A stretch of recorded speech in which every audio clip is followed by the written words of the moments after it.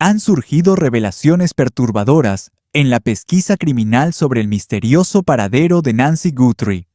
El interrogatorio directo al alguacil, ejecutado bajo una presión pública sin precedentes, sacó a la luz lo siguiente. El ojo electrónico que vigilaba la entrada principal de la residencia simplemente fue arrancado de su sitio. La respuesta oficial fue que intentan acceder a los servidores de las compañías que gestionan este tipo de archivos en la nube. Sin embargo, hasta este momento no han obtenido ni un solo bit de información sobre lo que quedó registrado esa noche. Las investigaciones confirmaron que el equipo de vigilancia consistía en dispositivos de la marca Nest. Eran múltiples unidades y la sospecha más sólida es que el perpetrador las destruyó con saña para ocultar sus huellas. No están en su lugar porque presumiblemente los peritos recolectaron esos restos destrozados como evidencia forense fundamental. Además, los datos precisos y verificados de la investigación revelan cuál de los accesos a la vivienda fue hallado vulnerable y abierto. Tras varios informes erróneos que han circulado en los medios, finalmente se tiene la radiografía real de los hechos. Se ha ratificado la existencia de rastros hemáticos hallados en el interior profundo de la propiedad.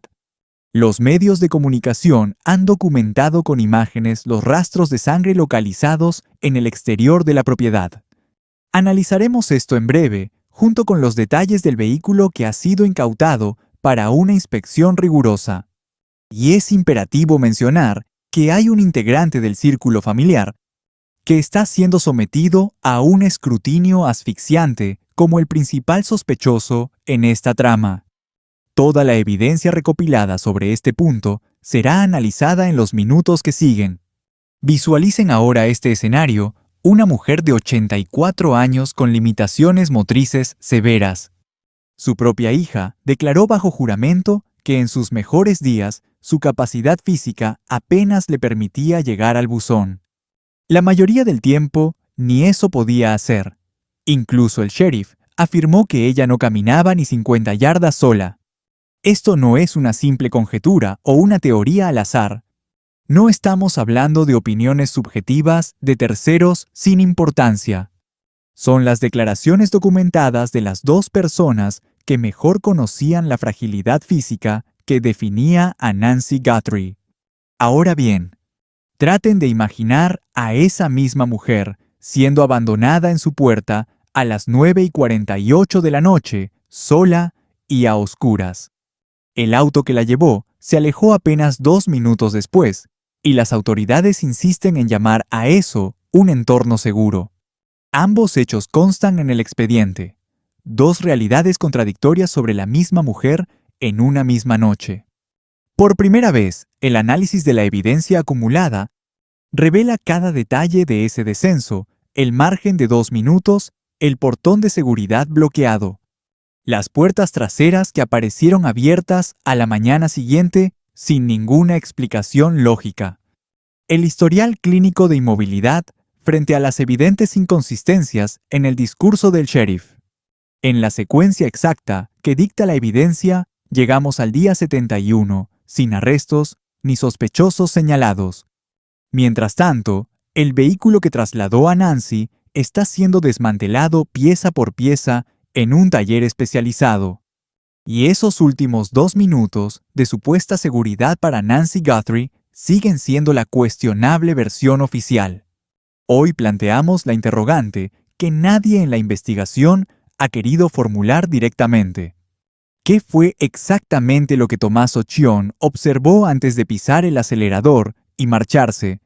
¿Realmente el informe oficial cuenta la historia completa? Ese es el núcleo de esta investigación. Si este caso genera las mismas interrogantes que persiguen a los investigadores, este es el momento preciso de sumarse a este análisis. Denle like a este video y suscríbanse para recibir cada nueva actualización de este caso en el instante en que se publique. Activen la campanita de notificaciones. Cuando la verdad salga a la luz, serán los primeros en saberlo. Con 71 días de silencio oficial, la urgencia de encontrar a Nancy Guthrie se convierte en una responsabilidad colectiva. Quienes presenciaron algo y han guardado silencio, cargan con una responsabilidad que la justicia tarde o temprano exigirá.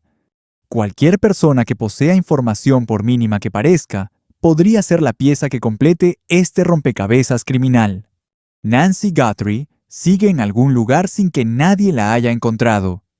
Cada hora que pasa es una hora que su cuerpo no puede resistir sin medicación. La comunidad de Tucson permanece en alerta. Un agresor que actuó con tal premeditación representa una amenaza latente que no puede ignorarse. El tiempo corre en contra de Nancy Guthrie. Cada dato, cada pista, cada observación ciudadana puede marcar la diferencia. Díganos en los comentarios desde qué parte del mundo siguen este caso y qué teoría defienden hasta ahora. Compartan sus teorías y hallazgos. Una sola observación ciudadana podría ser la clave que resuelva todo. Los detalles más profundos del caso se analizan a continuación.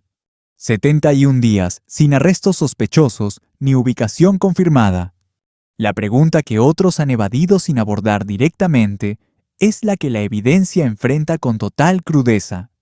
No son las grabaciones, ni el dinero, ni el ADN. Son esas 4 horas entre las 9:50 y la 1:47. Y el por qué la versión oficial sobre el destino de Nancy Guthrie, al quedar sola, se contradice totalmente con los registros físicos y la realidad de quién era ella en vida. Cronología verificada a las 5:32 de la tarde. Nancy llegó a casa de Annie y Chion en Uber, a unos 6 kilómetros de su hogar. Registrado por el alguacil del condado Puma. Pasó allí 4 horas compartiendo una cena y tiempo familiar. A las 9:48, Chion la llevó. 10 minutos después, a las 9:50.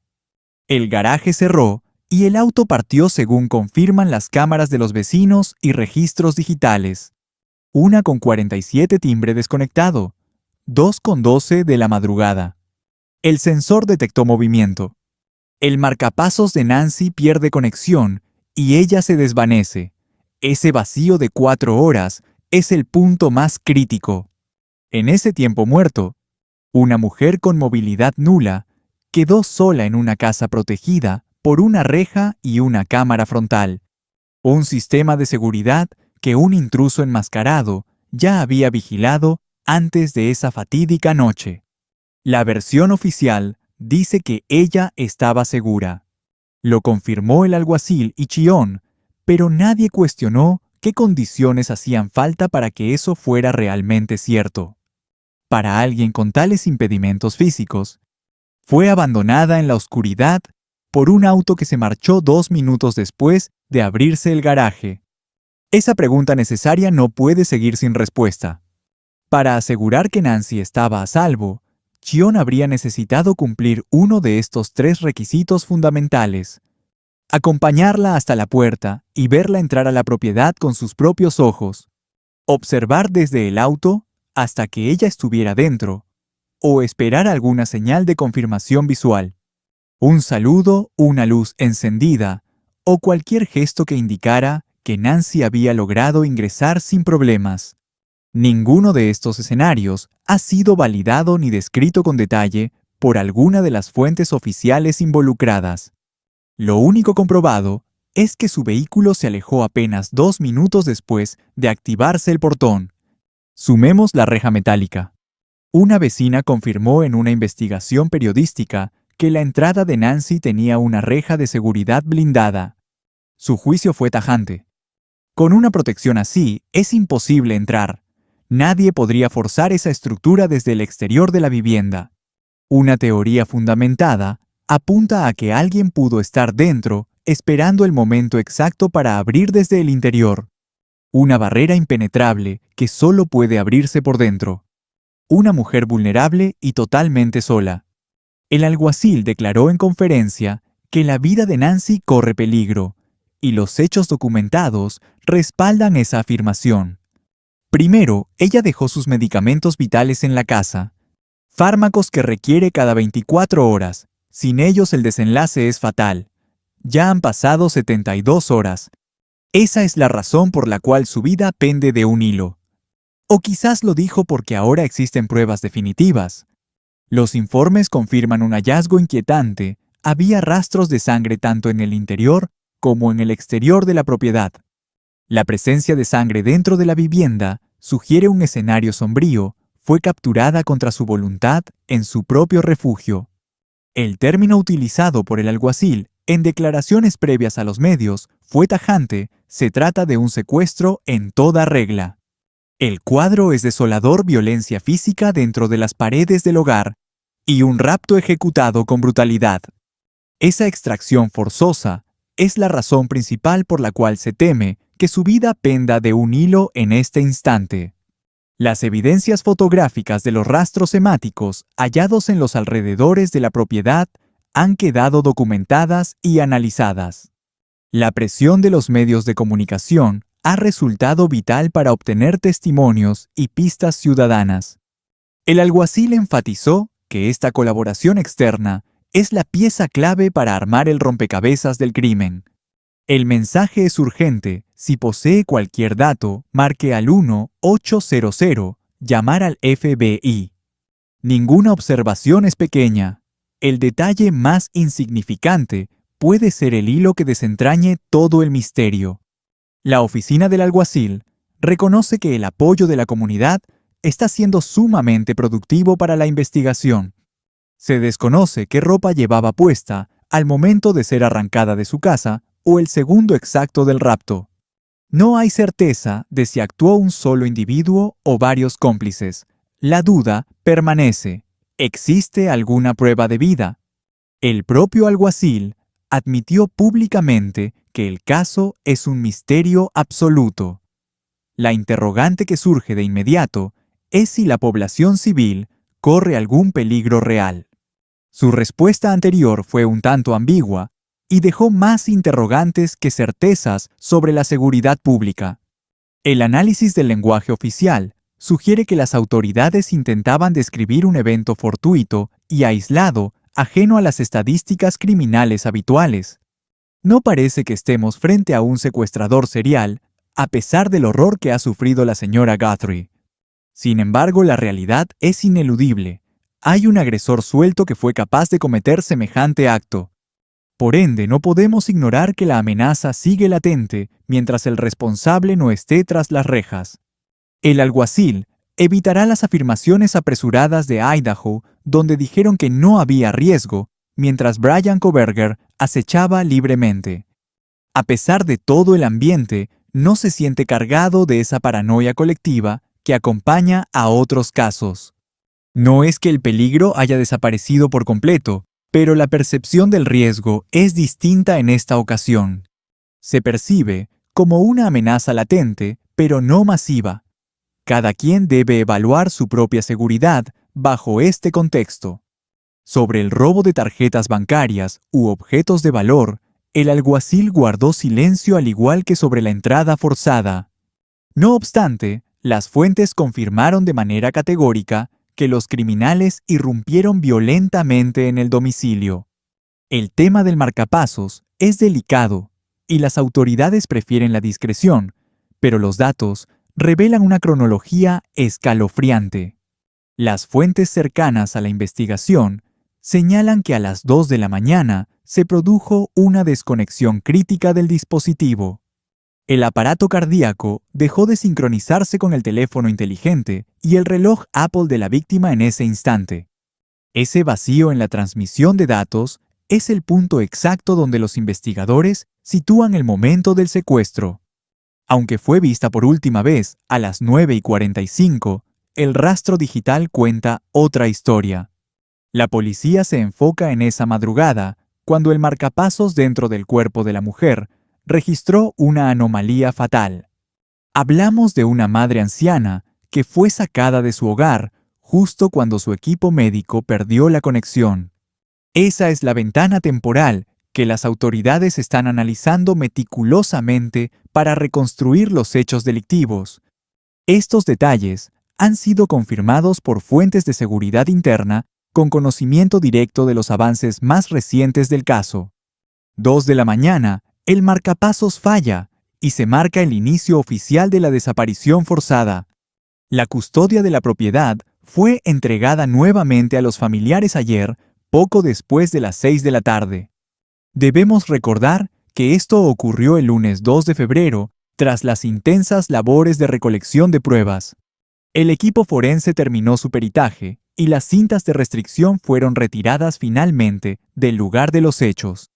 Una vez procesada la escena, el inmueble volvió a manos de la familia para su libre uso. Lo impactante es que las huellas de sangre en los escalones de la entrada principal no fueron limpiadas. Esto permitió que la prensa se acercara a documentar los restos, ya que el sitio dejó de ser jurisdicción policial. Los reportes periodísticos desde el lugar describen un ambiente cargado de silencio y una desolación que las palabras difícilmente pueden capturar. Existe una frustración palpable entre los detectives debido a la tardanza en recibir la información de las cámaras de seguridad. La policía está agotando su paciencia con la empresa Nest ante la demora en entregar los videos solicitados. Se ha ratificado que es la compañía Nest la que posee el material visual que podría resolver este enigma. No se trata de dispositivos Ring ni de su portal web. Eran las cámaras Nest situadas al frente aquellas que quedaron reducidas a escombros. Bien. Permanecen a la espera de que los altos mandos de Nest entreguen esos registros digitales al departamento del alguacil. 72 horas representan una eternidad en un caso de desaparición. La urgencia y frustración de las autoridades ante la demora tecnológica es completamente comprensible. Esto ocurrió nuevamente a la 1:30 de la tarde de hoy. Han pasado ya unas 7 horas. Así que ese avance pudo darse recientemente. Quizás el oficial ya tenga en sus manos la información de esas grabaciones. Y consideren esto, esas cámaras destrozadas son piezas clave. Es evidencia pura en la escena. Cada fragmento de esas cámaras destruidas es evidencia en sí mismo la herramienta usada, la fuerza ejercida, la identidad del responsable. ¿Qué tipo de persona destruye metódicamente las cámaras de vigilancia de una anciana antes de actuar? ¿Premeditación fría o alguien que conocía ese hogar por dentro? Dejen su análisis en los comentarios. Lo que cada uno observe desde afuera puede ser exactamente lo que los investigadores necesitan escuchar. Es evidente que las autoridades confiscaron esos restos como prueba material y ahora yacen bajo custodia en el depósito de evidencias.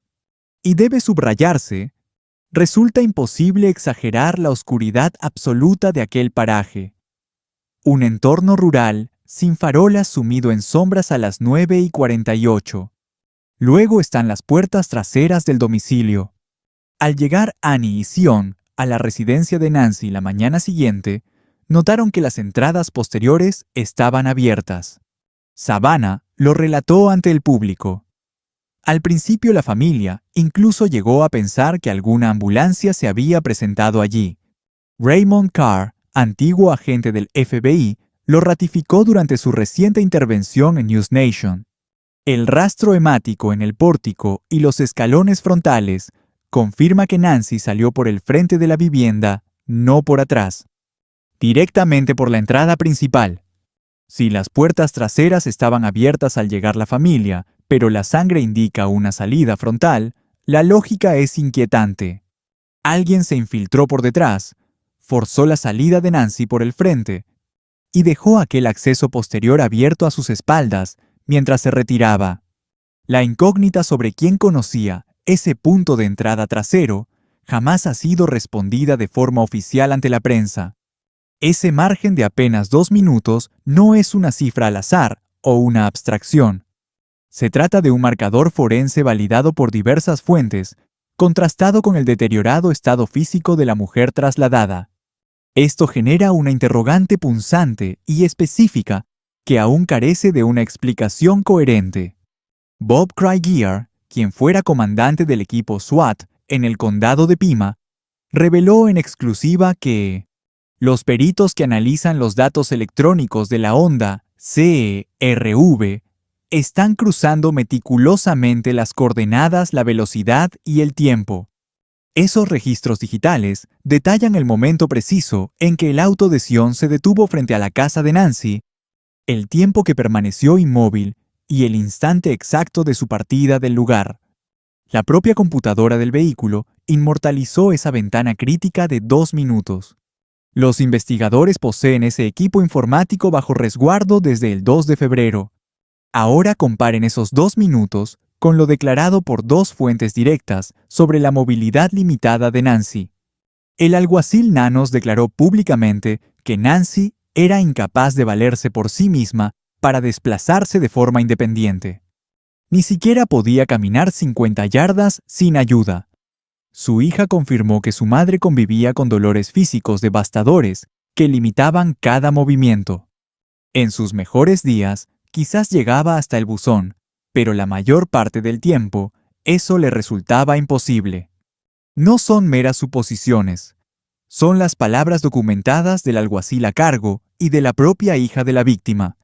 Hablamos de la misma mujer que supuestamente fue dejada a salvo en el interior en solo 2 minutos. Y luego surge la rectificación necesaria sobre el traslado. Los primeros reportes indicaban que fue Annie Guthrie y no Sion quien la dejó en casa. Fue el alguacil quien luego corrigió el dato. En realidad, Sion conducía el vehículo de Nancy esa noche. Esa enmienda tardó varios días en integrarse formalmente al expediente de la investigación.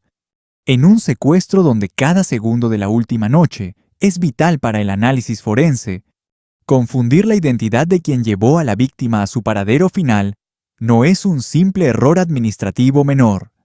La identidad del conductor es el eje central de lo ocurrido en su última noche con vida. Esa rectificación se ejecutó en las sombras sin que mediara nunca una explicación para el ojo público. Las fallas institucionales que rodean este caso han sido meticulosamente señaladas por fuentes de alto nivel y con credenciales comprobables. Su relevancia es crítica pues ponen en duda la integridad de la investigación desde el momento mismo del abandono. El antiguo alguacil del condado de Pima y exdirector de Salud Pública de los Estados Unidos, Richard Carmona, declaró públicamente el 27 de marzo que el alguacil Nanos cometió un error de procedimiento al declarar abierta la escena del crimen por cuenta propia. Ese es un movimiento que un alguacil con experiencia simplemente no realiza en un caso de esta magnitud. Salieron a la luz grabaciones que muestran a un vehículo repartidor de pizza cruzando el jardín frontal de la residencia mientras la investigación seguía en curso. La respuesta que Nanos dio ante los micrófonos fue por decirlo menos desconcertante. El alguacil declaró no arrepentirse de haber liberado la escena del crimen tan pronto, una afirmación que no pasó desapercibida ante ningún observador del caso. Resulta casi absurdo. La Junta de Supervisores del Condado de Pima decidió por unanimidad interrogar a Nanos bajo juramento.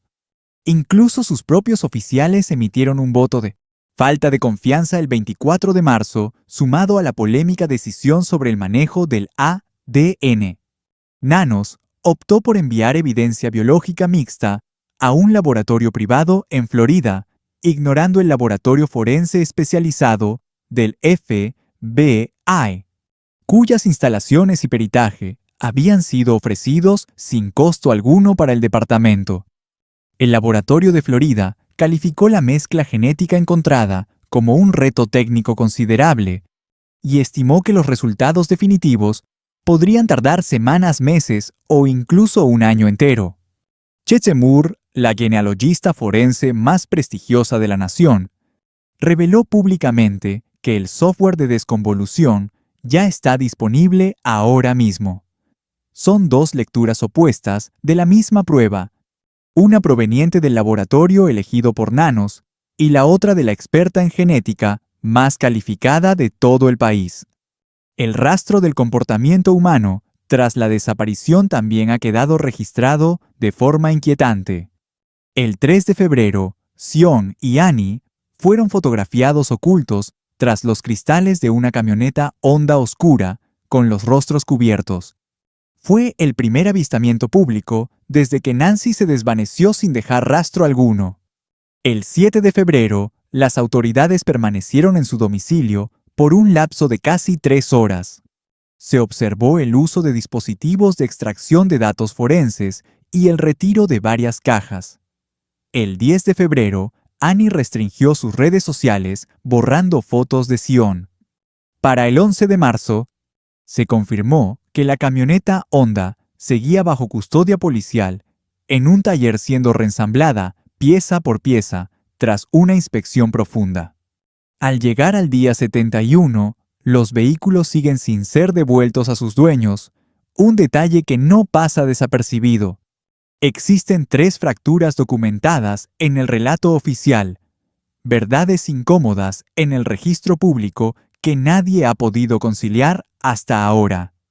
Contradicción 1. El reporte de que entró a salvo frente a lo que parece una imposibilidad física absoluta. La postura oficial sostiene que Sion solo se marchó tras confirmar que Nancy estaba segura dentro de la casa. El alguacil Nanos repitió esta misma versión ante el diario New York Times, pero la realidad documentada cuenta otra historia. Nancy no podía caminar ni 50 yardas por sus propios medios, según declaró el propio Nanos, ante la cadena de noticias CBS. La puerta del garaje se cerró a las 9:50 de la noche, apenas 2 minutos después de abrirse. El vacío lógico es innegable, confirmar seguridad requiere tiempo. Verificar que una mujer de 84 años con movilidad limitada entre sola a casa por el garaje en plena noche exige más que una mirada de 2 minutos desde un vehículo. O bien Sion la acompañó hasta el interior de la vivienda, lo cual significaría que su conocimiento de lo que ocurrió esa noche es mucho más profundo de lo declarado públicamente. O esa supuesta confirmación de seguridad no fue más que una suposición arriesgada, y no una verificación real. Sin embargo, la investigación ha aceptado esa versión como una verdad absoluta durante 71 días. Contradicción 2. Los sospechosos supuestamente exonerados frente a un vehículo confiscado. Oficialmente la familia fue descartada el 16 de febrero. La realidad documentada, no obstante, muestra que su camioneta Honda ha estado bajo llave policial por 71 días, desarmada por completo en un taller mecánico. Aquí el abismo lógico se ensancha para cualquier observador. El auto de una persona libre de sospecha no permanece desmantelado por 71 días, a menos que el metal siga guardando secretos valiosos para los investigadores. Estamos ante 2 vertientes de investigación totalmente independientes que se desarrollan de manera simultánea. Se trata de 2 hilos de pesquisas que avanzan en paralelo y bajo sus propias premisas. Tercera contradicción. La extraña rectificación sobre quién dejó a la víctima en su domicilio. La postura oficial del primer día sostenía que Annie llevó a Nancy. Jornadas después, rectificaron alegando que fue Sion quien la condujo. Ese abismo lógico logró desviar el foco de la opinión pública, alejándolo de Tion para centrarlo en Annie durante los días más vitales de la indagatoria. Haya sido un error fortuito o no la identidad del conductor, no es bajo ninguna circunstancia un detalle secundario en la trama. Se trata del pilar fundamental que sostiene el relato de su última noche con vida de la que se tiene registro, un cambio drástico en la narrativa que hasta el sol de hoy carece de una explicación pública convincente. Nancy Ellen Long Guthrie llegó al mundo el 27 de enero de 1942. Había hecho de esa misma residencia en Tucson su hogar permanente desde el año 1975, una propiedad que adquirió junto a su fallecido esposo por la suma de $85,000. El dolor físico era su sombra constante casi a diario. Solo en sus mejores mañanas reunía fuerzas para caminar hasta el buzón de correo. La mayoría del tiempo, su cuerpo se lo impedía. Aquel sábado, tomó un servicio de transporte hacia la casa de su hija, simplemente porque era su costumbre. Nancy cumplió con la cita. Compartió la cena con los suyos como solía hacerlo. Hubo risas y calidez antes de permitir que una persona de su entera confianza la llevara de regreso a su hogar. Cruzó el umbral de su garaje y en el sombrío intervalo entre el cierre del portón a las 9:50 de la noche y el cese de su marcapasos a las 2:28 de la madrugada, su existencia se extinguió. Su capacidad de confiar en los demás permaneció intacta hasta el último segundo. Esa era su verdadera esencia. Ahora bien, la teoría que surge del análisis de las pruebas es la siguiente. La versión de que fue dejada en la puerta exige una corroboración que un lapso de apenas 2 minutos no alcanza a justificar. Existen dos posibilidades. Ozione escoltó personalmente a Nancy al interior de la vivienda, otorgándole un conocimiento de la escena mucho más profundo de lo que se admite, o la supuesta seguridad de Nancy fue solo una presunción apresurada. De tratarse meramente de una conjetura sin bases sólidas por parte de los testigos, entonces el último registro de que Nancy estaba a salvo deja de ser un hecho para convertirse en una simple declaración de parte. El portón de seguridad debidamente cerrado es inexpugnable desde el exterior, un detalle técnico validado por el testimonio de un vecino. Sin embargo, al llegar los familiares, las entradas posteriores se encontraban abiertas de par en par sin explicación alguna, lo que apunta a que el intruso accedió por la parte trasera para luego huir utilizando la puerta principal. Raymond Carr, antiguo agente del Buró Federal de Investigaciones, sostiene la tesis de que hubo varios individuos involucrados en el crimen. El rastro hemático hallado en la propiedad confirma sin lugar a dudas que ella fue sacada por la entrada delantera. Quienquiera que se haya aproximado a esa puerta a la 1:47 de la madrugada, lo hizo con una determinación absoluta. Esa no es la conducta de un desconocido. Es el lenguaje corporal de alguien que ya conocía el terreno y que había visitado ese domicilio previamente. El misterio de lo ocurrido en ese vacío de casi 4 horas entre las 9:50 y la 1:47 sigue sin respuesta oficial. No existe un solo registro visual de cámaras que revele lo que sucedió en la oscuridad de ese intervalo. El teléfono móvil de Nancy permaneció en el domicilio al igual que sus medicamentos que quedaron intactos sobre la encimera. Han transcurrido 71 días. No hay detenciones ni se ha señalado formalmente a ningún sospechoso. El vehículo en el que Nancy fue trasladada está siendo desmantelado pieza por pieza mientras las muestras de material genético se analizan en un laboratorio de Florida. El propio alguacil está rindiendo cuentas bajo juramento ante una junta que decidió por voto unánime exigirle transparencia absoluta. Los responsables de la desaparición de Nancy Guthrie no necesitaron forzar ninguna cerradura para entrar en su hogar. Conocían perfectamente los puntos vulnerables, la ubicación exacta de las cámaras de vigilancia y el mecanismo del portón de seguridad.